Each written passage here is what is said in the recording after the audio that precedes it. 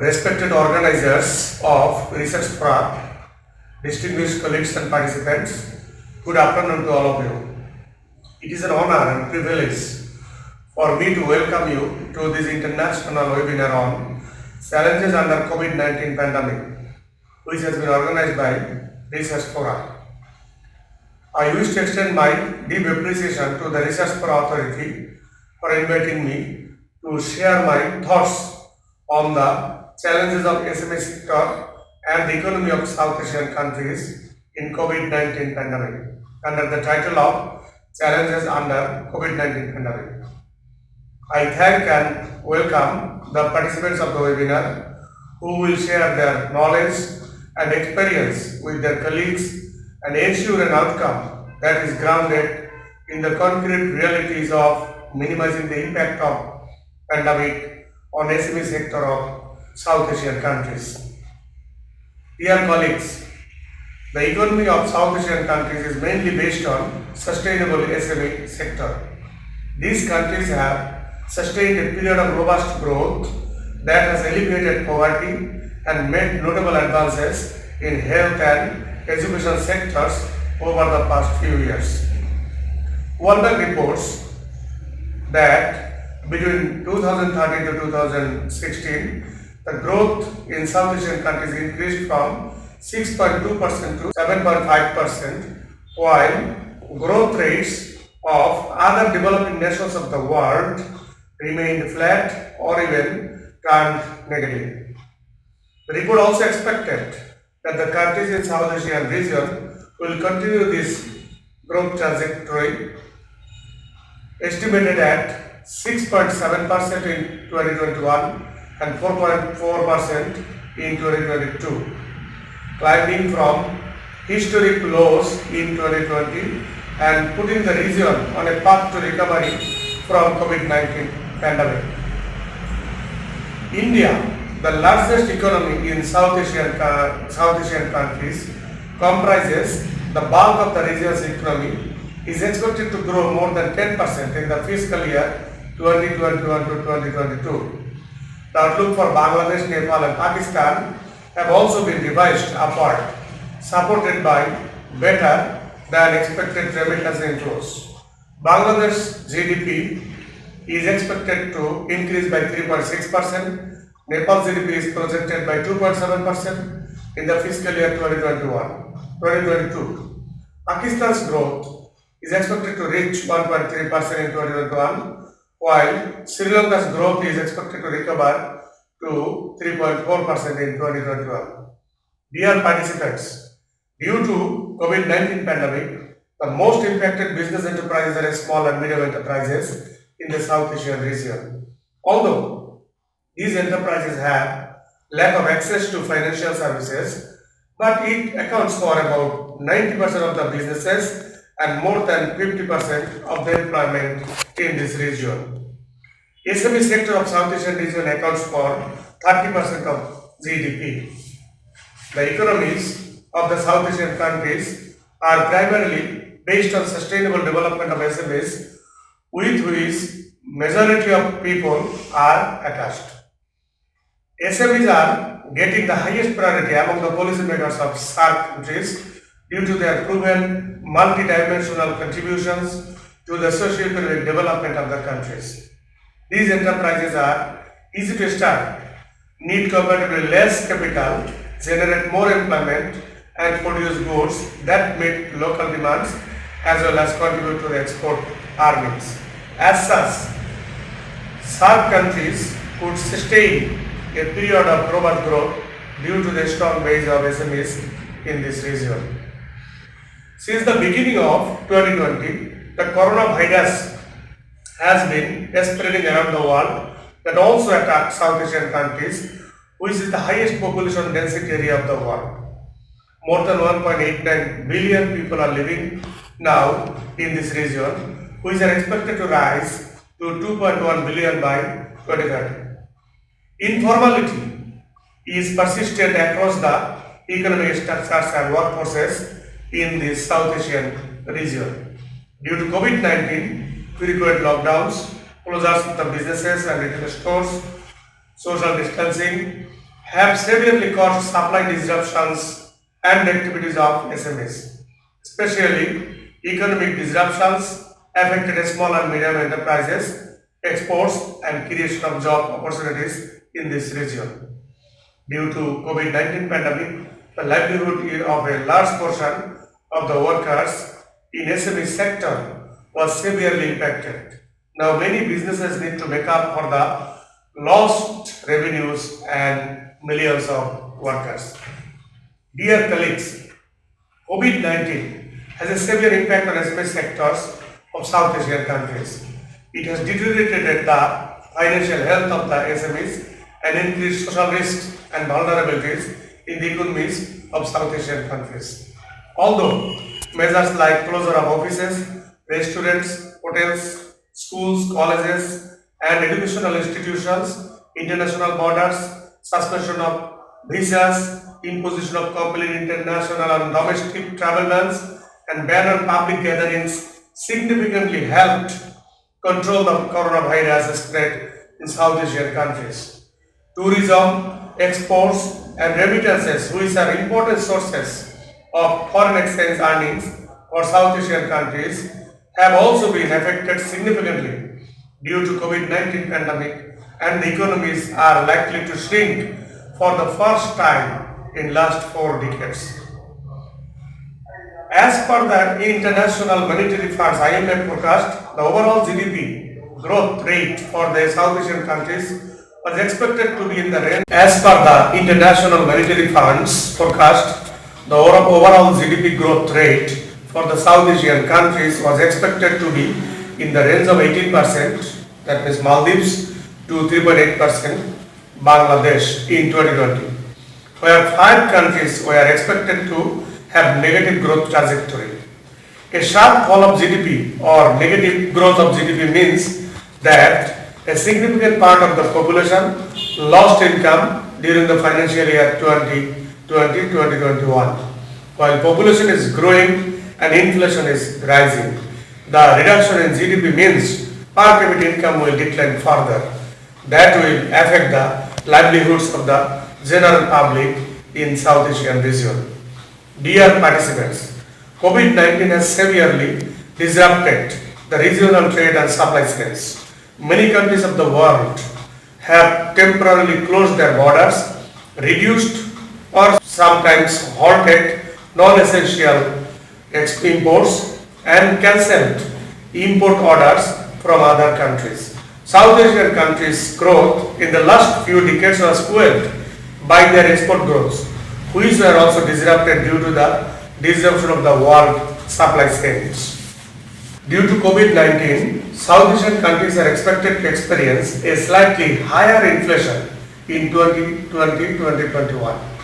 Except Pakistan, 10.7%, all other South Asian countries are expected to have a lower level of inflation, that is 0.4% in Maldives to 6.4% in Nepal in 2020-2021.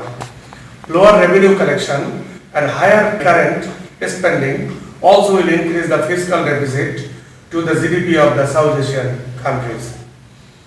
Dear colleagues, the restrictions in travel, mobility and gatherings, the most affected sectors of South Asian countries are tourism, sports, entertainment, that means cinema, education, transport, manufacturing, migration and remittances.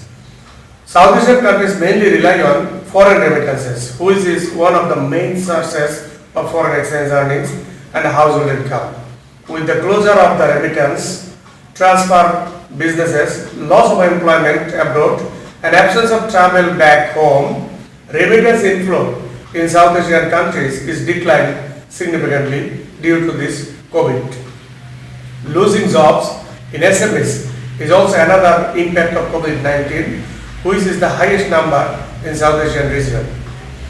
Agricultural value chains and livelihoods of the agriculture dependent population has also been suffering due to the COVID-19 pandemic. In South Asian countries, majority of the rural population depend on agriculture and agri-related activities. Agriculture is labor intensive in this region and employs over 50% of the respective country's labor force. Because of its high labor intensity, agriculture-based rural economy and livelihoods are disrupted by COVID-19 and resultant quarantine, restrictions on movement of goods and services and closure of cross-border trade. The pandemic affected the agriculture and the entire food system like production, transportation, marketing, distribution and consumption. Physical isolation also caused by the lockdowns has impacted the social relationships, social interactions and shed light on deep-rooted social norms and exclusions in this region. Sudden layoffs and loss of work have led to depression, alcoholism, substance abuse and in some cases suicides. Dear colleagues, COVID-19 has also increased social risks and vulnerabilities in this region. A huge share of populations in the region is involved in informal work with daily wage labor. So COVID-19 pandemic is likely to bring additional risks and challenges for these South Asian countries, impacting communities and households through multiple channels. The poorest of the poor households and communities have already been impacted through the collapse or reduction of tourism, fall in migration and remittances, and loss of jobs in the urban areas. The COVID-19 pandemic also impacted other sectors of South Asian countries, such as economic, social, cultural, and healthcare systems. The healthcare systems of this region are very poor and hardly efficient to face this pandemic. Study shows that Afghanistan has only 2.8 physicians per 10,000 people, Bhutan 3.8 physicians, Bangladesh 5.3 and Nepal 6.5. Even India, which has one of the strongest healthcare systems in this region, has only 7.8 physicians per 10,000 people. Due to the weak health facilities and resources, South Asian countries have taken very rigorous policy measures to contain the spread of the coronavirus and save people's lives. Except some essential services, the economic activities had shut down. Travels were banned, movement of goods and services were restricted, and cross-border movements were closed. Labor, the main factor of production, has been quarantined, borders have been closed, and national, regional and global supply chains had also been disrupted, as I mentioned, mostly in South Asian region. Dear participants, the current pandemic situation not only negatively affected the SME sector of South Asian countries, it has also created a unique opportunity to use the information and communication technology and increase of health consciousness of the people. Some of the short-term measures to address the challenges of COVID-19 can be linked to economic growth by investing in natural capital to improve the long-term productivity and the capacity to recover in this region. However, it requires strategic thinking and strategies for long-term investment to ensure that short-term actions result in long-term benefits. Short-term support can be linked to long-term socio-economic growth through appropriate planning and strategizing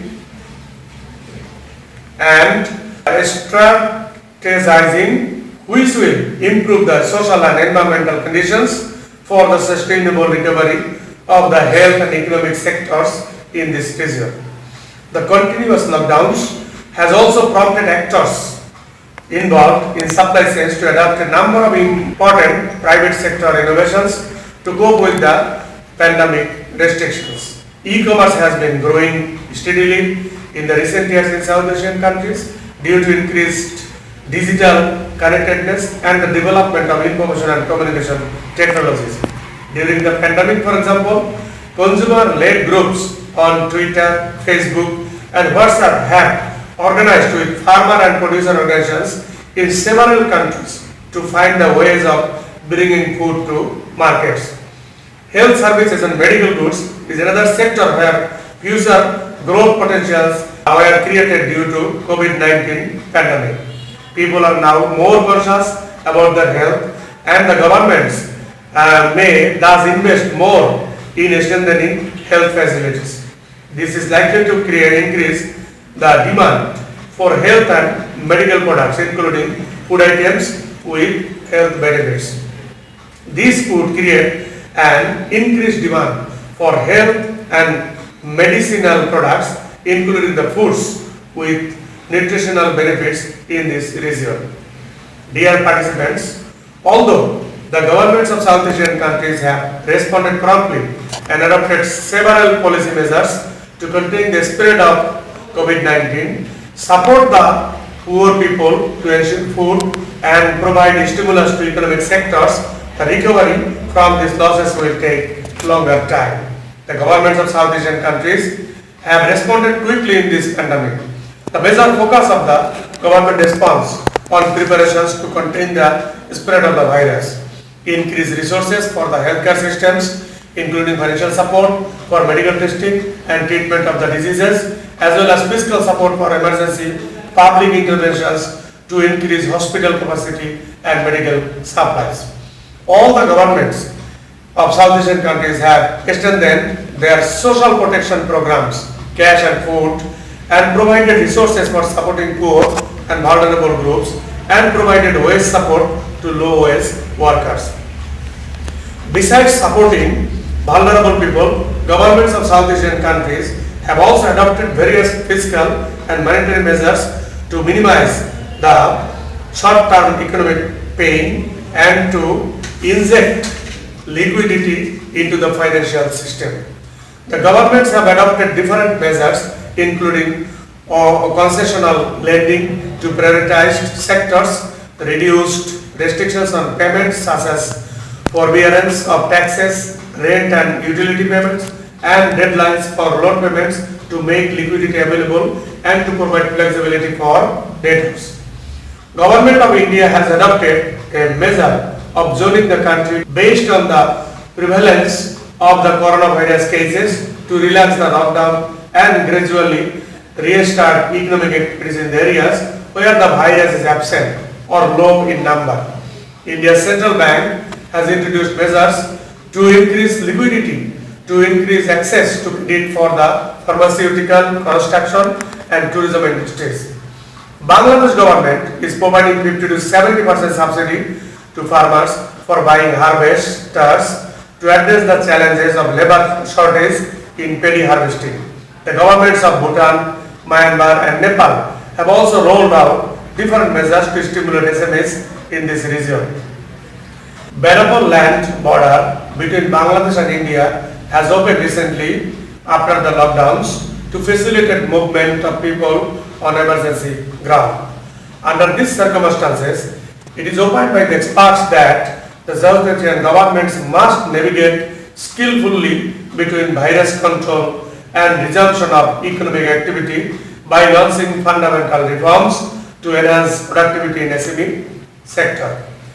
Hence, it is imperative to identify the severity of the impact of COVID-19 on the SMEs and the economy of South Asian countries in order to take appropriate measures to overcome this crisis. Dear participants, you all are leaders, mentors, advisors, motivators in the business development process, and I am fully confident that your knowledge, experience and expertise will provide important insights on understanding and measures for overcoming the negative impacts of COVID-19 pandemic from South Asian regions or region of this world. I would like to conclude by saying that COVID-19 pandemic has created a loss of the people's well-being, but it has also created some unique opportunities for the people in this region to uncover the unique potentials and the use of new technologies which will certainly help to overcome the present crisis and develop the standard of living of the people of this South Asian region. Thank you.